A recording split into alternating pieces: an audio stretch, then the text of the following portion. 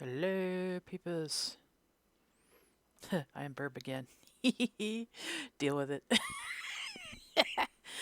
Just deal. Just deal. I'm not afraid. Just putting that out there. But I don't feel like showing my face today because of the discussion I'm gonna have here. So here we are. So, as the title says, reflecting on stuff that's happened. Oh boy. Yeah, we got 55 years of shit to go through. Oh man, oh man, oh man. Let me think. What should we discuss here? Uh, hmm. Sorry, I'm still playing. I'm still enjoying the face tracking here. These silly little free animes thing, which is very handy when you don't want to show your freaking face. Uh, I did put myself in a certain content area just in case I swear too much or something sexual is discussed or whatever. So just to play it freaking safe, because you never know, right? You never freaking know. Dear. Anyway, let's see. Uh, let's see. Oh, story time, I guess, would be good. How about first memory ever? Yeah, very first. Literally falling out of a car. You go, what? What? Meg, you fell out of a car? Yes, I did. I was 3, maybe? Possibly 4? I'm not sure my age when it happened. I just remember what my mom told me and what I remember. According to my mom, I had my in my hand a popsicle, and I had just finished it. And back in those days, they didn't have seatbelts in cars, uh, or at least the one we were driving in didn't have one. Anyway, so apparently, I reached for a handle to. I guess I reached the wrong handle. Let's put it that way. I was reaching for. I thought I was reaching for the window handle to roll down and toss things out. Instead, I reached for the door handle and whee! The door took me with it, and I went ass over tea kettle onto the road and came to a dead stop on the middle of the road. And thank goodness for the poor man who I looked up the grill work of his van and went, cry my eyes out because that was scary. And just to look at, I could still almost see his face. I think he had a mustache, but I could be wrong. But you can just imagine the shock. There's a child in front of you, and you just barely stopped in time to not hit said child. And my mom coming, and I remember the dust just flinging out from where my mom skidded to a stop. Uh, so I literally survived only by the grace of God and angels, I think, at that point. And maybe some protection from my ancestors. Who knows? Who knows, honestly. But yeah, first ever memory was that. Second would on the hot tail of that would be uh, going to the to view my grandfather's casket from a distance. We didn't go up to my grandfather's casket, closer than maybe 30 feet. Yeah, about 30 feet. And just remember hanging onto mom's hand. Mom's holding my baby sister. And yeah, I'm pretty sure I probably wondered, why is grandpa over there not moving, And then maybe my mom explaining what happened. And yeah, that was the second memory that I can really remember at any small detail. And that's pretty impressive for a young mind, to remember such scarring things. Uh, Let me think. The trip to California was a big one, and we were probably 9 and 7 or 10 and 8 at the time between my sister and I. And we went down to visit not only a few sites, on the way down there, but went down to see my great grandmother, my mother's side. And we had a nice time. I mean, we enjoyed it and got to see places and then went back home. Got to visit with the great grandma. Uh, so anyway, uh, it is what it is. Let me think. Let me think. Hmm.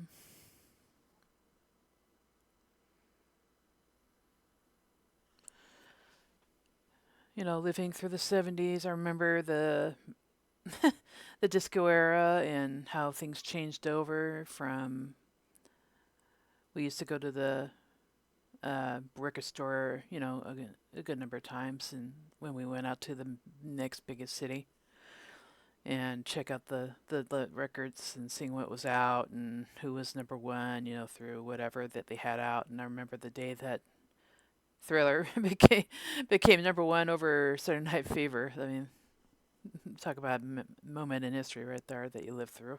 Got to see it kind of in a way.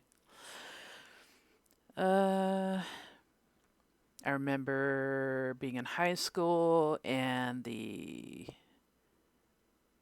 I think it was the principal that said, attention students, I have some bad news to report that the Space Shuttle Challenger exploded on the way up, and there will be TVs, the news coverage, if you so wish to watch.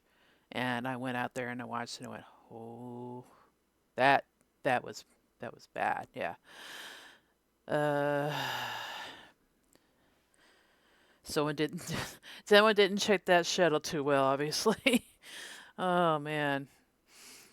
Let's see. I have a lot of other memories, like from elementary school, like the we didn't have VCRs until what, the 80s? I think about the 80s. Somewhere in the 80s they started doing VCR stuff, but before then we just had film projectors. So we did everything film projector wise, and we used to watch the collapse of the Narrows Bridge a lot in elementary school. Don't ask me why, but we had some pranksters in the audio. The kids who knew how to operate those things, they managed to figure out how to reverse. So we'd watch the bridge come back out of the water, go back into the water, back out of the water, go back into the water. Yeah, it was fun, and we enjoyed it. Uh, but anyway, uh, I got to, when I was working in the next city over, watch the second, well, technically the third bridge if you think about it, because the first bridge went down. They had to rebuild that, and they put in the third bridge. Watched that get built, and I kind of nicknamed it myself, the Concrete Connie. I don't know if they've actually officially nicknamed this bridge. Anyway, I see that follow. Thank you very much. I appreciate you. I should actually say thank you to the other people who have followed me in my list here. I got Emo Wolf 93, Maximus Aquis, Clever Spray F, Severe DRR in the last 5 days, which is nice. Thank you. I appreciate you guys. Hope you come in every once in a while and say hi. I mean, don't be shy. I don't bite. I know in the next Savale avatar, but I freaking don't bite, okay? uh, the things you learn about the furry fandom, it's fascinating. They're lovely people. They are, and I don't get why they get such crap. As a non-furry individual, I don't I don't understand, but maybe because we don't understand is why people give them crap. And try to be a very open-minded person. I really do. I try so freaking hard.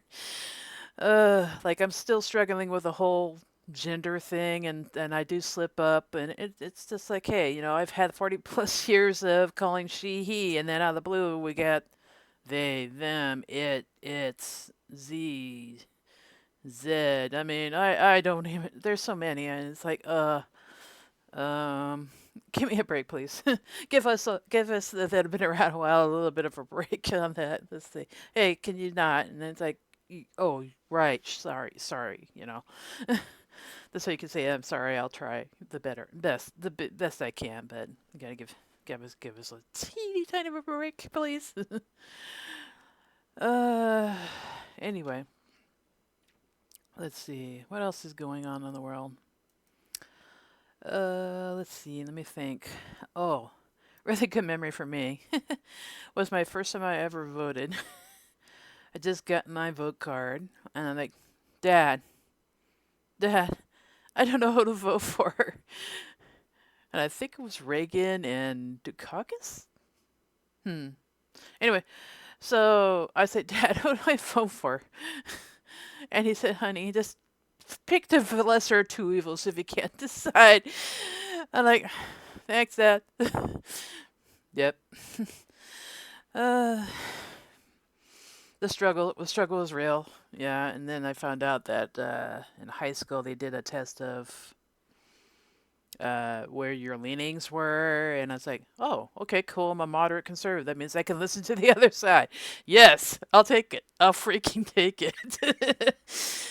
uh, I mean, my parents are obviously conservative, and that's fine.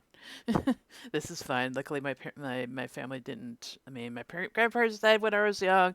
We never knew my dad's parents. We only found my dad's family super recently, like within the last year, and that's only because of the DNA matching.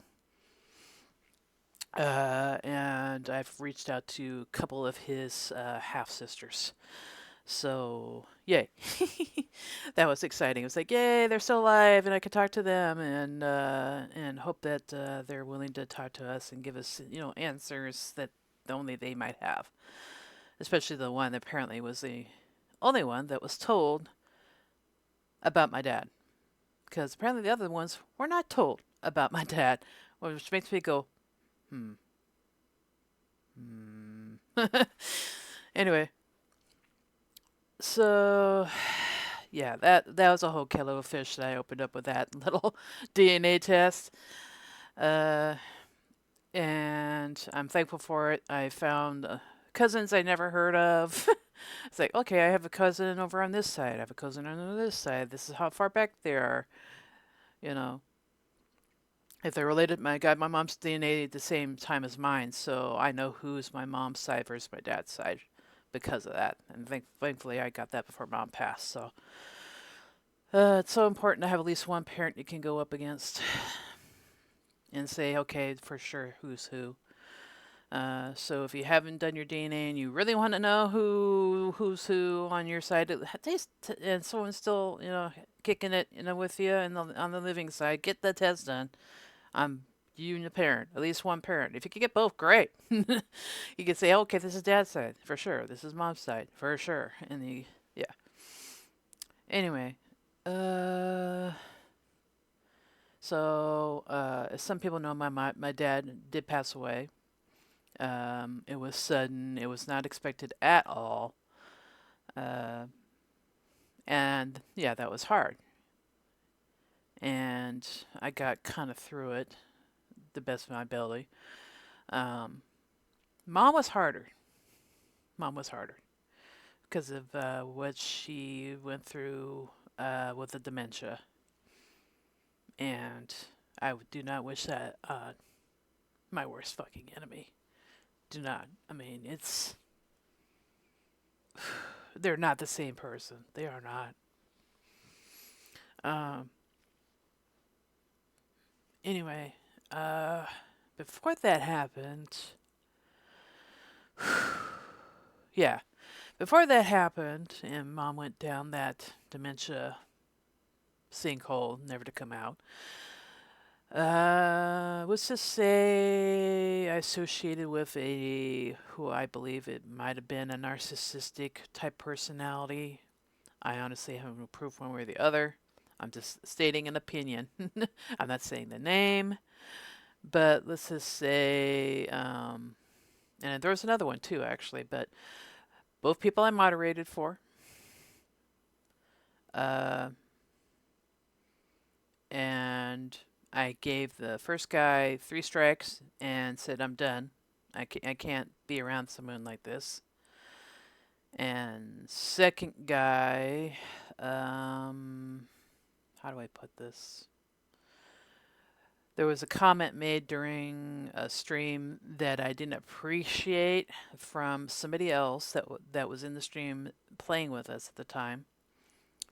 And the reaction from the streamer to this, I didn't appreciate either. So it's like strike one, strike two. You know what? I gave it 2 weeks. I just didn't want. I just this guy already had this whole. I'm bailing. I mean, bailing out of stuff, showing some real mental instability that I was like, yeah, I can't with this. I got enough shit. I was dealing with my mother at the time, and I was like, I couldn't, I couldn't. So it's okay. It's okay to say, hey, I can't with this, and I need to think about my mental, emotional health on this, and to say I'm done. And hope that people understand. And if you got to cut ties with the people that they associate with, that's okay too. Because you don't need those people living in your fucking headspace till the end of freaking time, okay? You just don't. Do either one of these individuals get brought up? Yes. Is it my problem? Kinda. I mean, there's something there, and I don't like it very exposed. I don't like dealing with it when it does come up, but when it does, it's like, okay, you already know how I feel about this. I've discussed this before with you. uh, and they understand and sympathize, and it's like, yeah, I went through that shit with that same person or whatever. And I know eventually it will come out, especially the first guy, what a utter scuzz bucket he is, and he'll get his comeuppance, and that's all I can hope for. Is people acting like that don't deserve the notoriety, any sort of fame, any sort of kudos, any they don't deserve to have any friendships whatsoever. I'm sorry, not sorry. Just speaking the brutal, beautiful truth here, folks. That's how I am. Uh, anyway, uh, yeah. And let me think. I don't think there's much else to discuss on that. I don't want to drag that too long because, who wants to deal with that shit, right? Anyway, ba ba ba ba. Let me think. Oh, if I know some of you have watched the ongoing saga that is the Horde House I'm dealing with. It is my mother's home, my childhood home. Uh, 50 years of household to deal with, and it's been a slog. Um, Things have went well, I think. It took me like a year to even go through the china and all that glassware, anything breakable, just to sort it out, look at it, go, okay, what is this? Write it down, notate it, and pack it away and for sale later. And then when I had the estate people come in and go, oh, this is, yeah, I can't deal with this, it's too much. And I went, okay, I respect that. So I had to go through an auction agency, and they did about 5 auctions in last year. Then they did Christmas break. Didn't hear anything from them, which is fine. I didn't hear from them for most of January. I had to literally call and say, when are you guys coming back over and taking some more stuff? And they came over and they took some more stuff. Then nothing, no phone calls, no auctions, just total and utter non communication whatsoever. No emails. So I was like, okay, reached out to them. Nothing. Reached out again. Nothing. Reached out again. Nothing. And I was like, and then email. I'm watching emails coming in saying, auction coming up for this, auction coming up for that. And like, where's my mom's stuff at? What's the deal?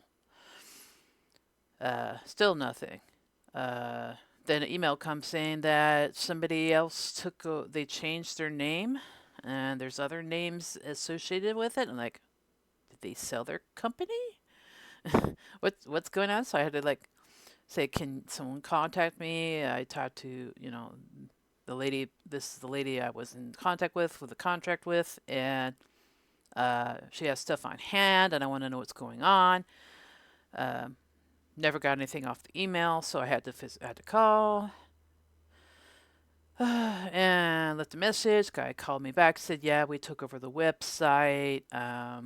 There was like 2 deaths in their family," and like, oh damn.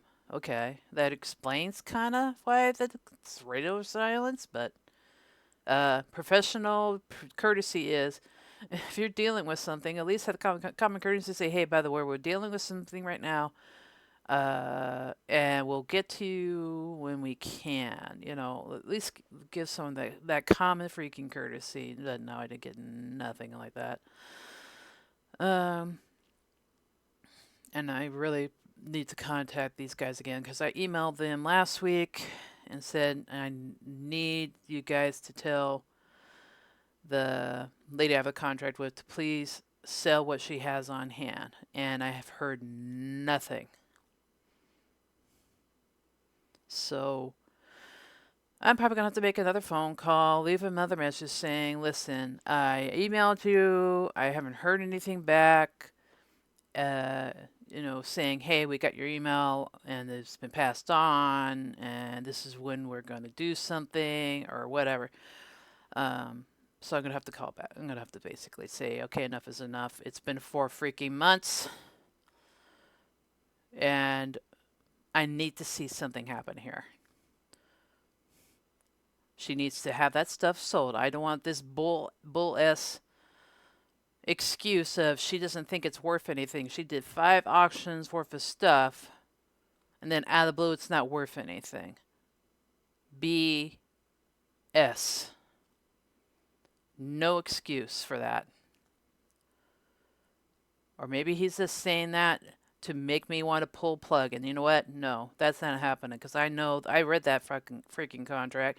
I am not going to pull the plug and then have me charge me X amount of money per hour plus their time and effort to bring shit back. So, did my die? What happened there? Okay, I was like, what happened there? Anyway, we'll see how that goes. I gotta call them. I'm sure people are still recovering for the Memorial Day weekend, so I'll give them a bit of a break, maybe toward the end of the week, and then I'll call and say, listen, I need someone to make sure she knows that we have a contract. She is obligated to sell what she has on hand. Whatever she cannot sell, she needs to discuss with me what she wants to do about them. And then she needs to discuss with me if she's coming back here or not. Because if she's decided not to, then she needs to buy the contract because I am not going to do it on my end and get charged for it. Period. End of discussion. And then I'll have to see if I can do a lawsuit because absolutely no contact on their side. Because you don't do that to people. You don't sign contracts and this out of the blue just go radio, just nothing. No contacts, no emails, no phone calls, no written letters, just radio silence. Okay? You don't do that shit. in a professional context. You want to do that on your personal relationships? Freaking fine. Do what you want, man. Uh, anyway, I think there's nothing much else. I will be streaming tomorrow. Yay! We'll be doing some more Blood in the Cot Tower with our furry friends out there in Furryland. Yes, I'm still saying I'm a non-furry. Deal with it. They know. They know. I mean, a lot of them know. I said I'm a non-furry. I'm just a furry avatar because I didn't appreciate the anime waifu young girls or the big boob ones that like the sorry I can't do over sexualized and I can't do young. It's not freaking happening on the human avatar side. It wasn't happening, so this is why I picked this avatar and colored it the way I wanted to color it. Then finding out that someone had every colored one exactly this way. I don't know if I picked up on someone else's creativity or what, but I certainly did not steal it from them. That would be weird. And it's just like, hey, my icon colors are yellow and orange, and female birds are usually drab with some color to them. So that's why I went with black. I mean, I could have gone with gray, I suppose, or brown, but I like the color. I thought the black came out better. Anyway, otherwise, I think that's it for now. I'm going to post this live stream on my YouTube. We will be streaming tomorrow. There might be another one this week. It depends on if I get in on the other. But I need someone to tell me how to do streaming on Resonite first. And how to do that so it's done correctly. So that might not be streamed. I'll just be playing it over there. Anything that's on the app I can stream pretty easily. So I'll see you guys all later. Be good little magpies. Bye now.